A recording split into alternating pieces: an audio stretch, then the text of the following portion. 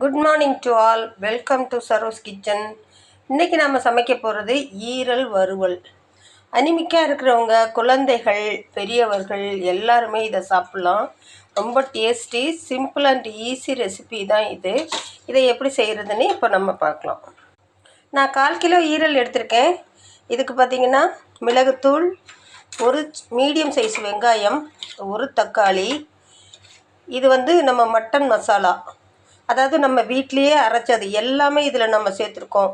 மிளகு, சீரகம், சோம்பு எல்லாமே இதில் நம்ம சேர்த்துருக்கோம். தனியா எல்லாமே, பட்டை, கிராம்பு எல்லாம் சேர்த்து அரைச்ச ஒரு நல்ல மசாலா இது. இஞ்சி பூண்டு பேஸ்ட்டு, இது தாளிக்கிறதுக்கு சோம்பு, பட்டை, கிராம்பு, தேவையான அளவுக்கு எண்ணெய், அவ்வளோதாங்க. இப்போ எப்படி சமைக்கிறதுன்னு பார்க்கலாம். ஸ்டவ் ஆன் பண்ணி கடாய் வச்சுருக்கேன். கடாயில் 2 டீஸ்பூன் எண்ணெய் விட்டுருக்கேன். இதில் சோம்பு, பட்டை, கிராம்பு இதை சேர்த்துருவோம். ஃபஸ்ட்டு அது பொரிஞ்ச விட்டு வெங்காயம் சேர்த்துருவோம். வெங்காயத்தை நல்லா வதக்கி விட்டுக்கலாம். வெங்காயம் இது போல் கோல்டன் ப்ரௌன் ஆகணும். அது ஆன பிறகு தக்காளியை சேர்த்துருவோம். தக்காளி சேர்த்துட்டு இதுக்கு தேவையான அளவுக்கு சால்ட்டு, தேவையான அளவுக்கு மஞ்சத்தூள், இஞ்சி பூண்டு பேஸ்ட்டு 1 டீஸ்பூன். இப்போ இதை நல்லா நம்ம வதக்கி விட்டுக்கலாம். இந்த தக்காளி நல்லா சாஃப்ட் ஆகட்டும். இப்போ தக்காளி எல்லாமே நல்லா சாஃப்ட் ஆகிடுச்சு. இப்போ நம்ம எடுத்துகிட்டு வச்சுருக்க ஈரலை சேர்த்துருவோம். இது 1/4 கிலோ ஈரல். அதுக்கு அந்த குவான்டிட்டிக்கு தகுந்த மாதிரி நாம் பொருள்கள், மசாலா எல்லாமே இதில் நாம் சேர்க்கணும். இப்போ நாம் இதில் மிளகாத்தூள் சேர்த்துக்கலாம்.